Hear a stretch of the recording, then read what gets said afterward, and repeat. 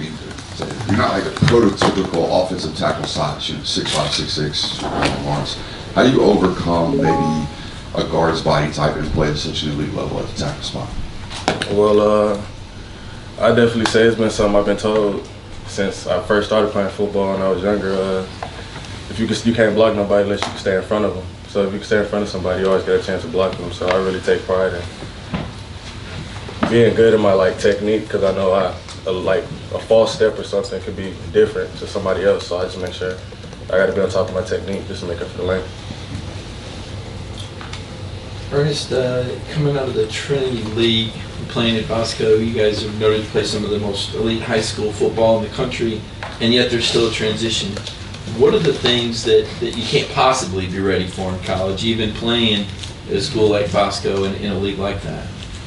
Well, I can just say seeing guys like Jalen Carter in the locker room, stuff like that, it's not too many of those anywhere. So that'll just be the biggest transition for me, was just coming over, because I'll say we played high-level football in the Trinity League with as far as schematically and everything. So I'll just say the biggest transition was just bigger, faster, stronger people on the field. Earnest, when you look to this spring after having a year as a starter, just how different does it feel? How much of a motivation or a boost, a confidence boost, is it to have started last year and now going through this spring? I honestly feel it doesn't really have that much of a confidence boost, just because it's usually going back to work every day. So I would just say it would just be the same as it always was, just going attacking it one day at a time, one period at a time, one rep at a time, and just consistently trying to grow yourself as a person, because if you get caught up in that stuff, that's when you get complacent and lost and all the other stuff.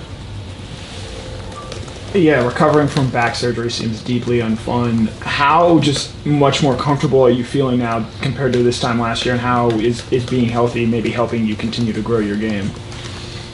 Well, I always had confidence in it. I always knew that the surgery and all my rehab and everything went well. But like you said, just last spring, this time being the first time on the field since, I could say it's on your head a little bit, but you got to go out there and do it. But going into this year, feeling a lot better.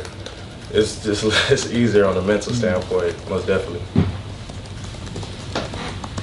Yeah, Kirby said you had to improve your stamina, your work ethic, and practice, all that stuff as you came back from that injury. Just what were the hardest parts of that and getting adjusted to what it takes to practice at an elite level and play at an elite level? Well, I always said it takes football to get in football shape. You can do all the conditioning you want to, but it's mental and physical. It takes football to get in football shape. So you can take as many walkthrough reps as you want to, as much film as you needed to be in, studying, but as long as it take reps on the field, live reps, to get comfortable with live reps. Earnest, I know you're kind of going back in the memory banks, but your journey is interesting to me. There was a time when Ohio State was your leader. When and how does that change? I mean, I just wonder, from 10,000 feet, when we're cruising California on the West Coast, you have coaches calling you, there's only so much you can see and hear. How does one go from thinking Ohio State might be the team to Georgia's the team, at least in your process? Well, for me, it always came down to what school was practically, honestly, an O-line factory, and where you could play the best football at to be developed. And I feel like the SEC has, in the trenches and the interior-wise, the most competition in the league, and that's where you grow the most. So. Was anybody or anything at Georgia, though, that jumped out, or a moment when you said, you know what, maybe this is the place? Oh, definitely. My sophomore year of high school, Coach Eddie Gordon and Coach Luke reached out to me, and they offered me a scholarship. I remember that was the following year that they had the 2019 year with Andrew Thomas, Isaiah Wilson, Solomon Kinley, all those guys. So that was honestly just eye-opening experience. If I want to take this serious, this is where I have to go. Earnest, do any of the offensive linemen compare athletically and being fast as Jared Wilson? Honestly, no. Jared, that's something I don't think I've ever seen, honestly. Just being a guy his size, being able to move. And it's not only just a straight line speed. I feel like it's the ability to be able to bend and move laterally, and as strong as he still is. I think Jared Wilson's a treat. He's one of the guys' treats for sure. Earnest, what have you seen from Monroe going through spring and just the progress he's made since his freshman year? Monroe's definitely made a big jump. well, like we were just talking about, the transition from high school to college could be a little bit challenging. So just coming, had to get comfortable in his own body, and he's been looking a lot. He's been looking really better a lot this spring. So I like Monroe. You know, he comes in hard to work every day. He's always trying to get better. So it's the type of guys we need in our line room.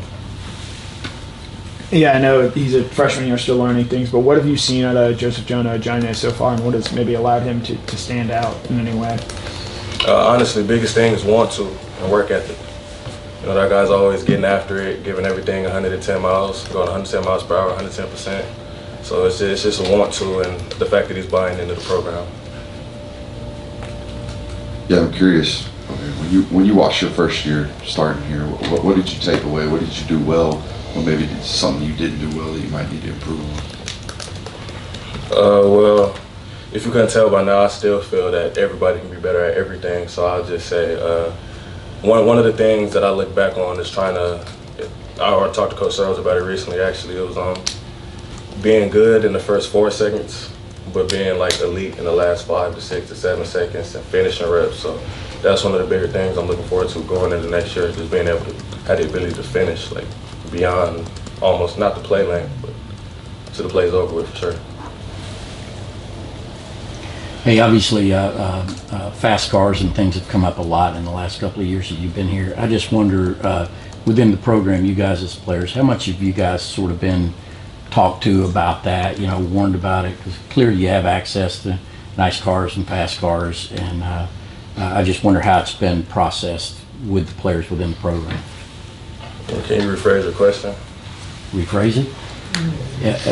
Have the players been undergone any type of classes or training or talks from Coach Smart about speeding in cars and drinking and driving?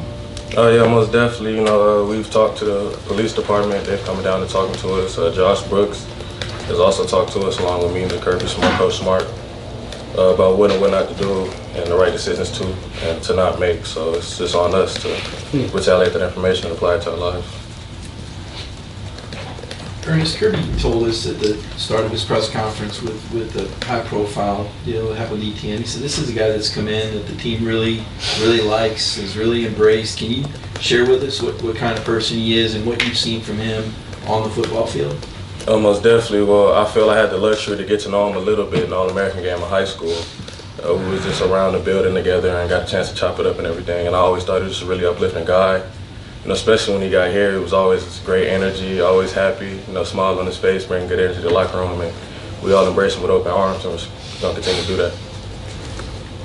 Yeah, Ernest, as Connor said, rehab from back surgery sounds rough. Just what were the most difficult parts of rehabbing from that? Is there anything special you still have to do now when it comes to that back and the surgery you had?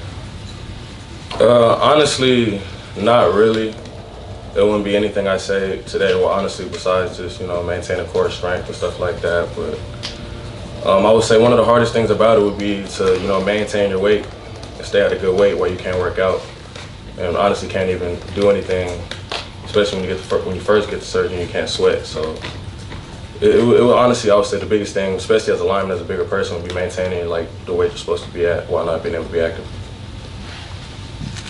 Hey, Ernest, Coach Smart talked about a lot of the guys you got to face, including most recently, Mike Howell and getting to go against him every day. Between him as well as some of the veteran guys like Warren Brinson and Nazir Stackhouse, how have you felt like they've challenged you and helped your development since you've been here? Oh, definitely. That's one of the reasons why I came here. Answering one of the questions I was asked a little bit longer ago too. I remember I was at the All-American game with Michael, and when we against each other in the game, and we both knew we were coming here, we was just like, we're gonna see each other every day. We don't have any choice but to make each other better. So just coming with an iron sharpens iron mentality to practice, against veteran guys like Warren Brinson and Nas, who've been around the program a long time, so they definitely know what they're doing. Then like the younger guys with a lot of athleticism, and that's a problem on the edge, like Damon and Gabe and Sam and Pemba, so it's really a good thing to come here. It's iron sharpens iron, you don't have a choice but to get better. Got time for one more question? Did you ever have a moment where you doubted you could do it, and then did you ever have a moment of clarity where you're like, look, I can be a red shirt freshman at one of the toughest positions in football? Start.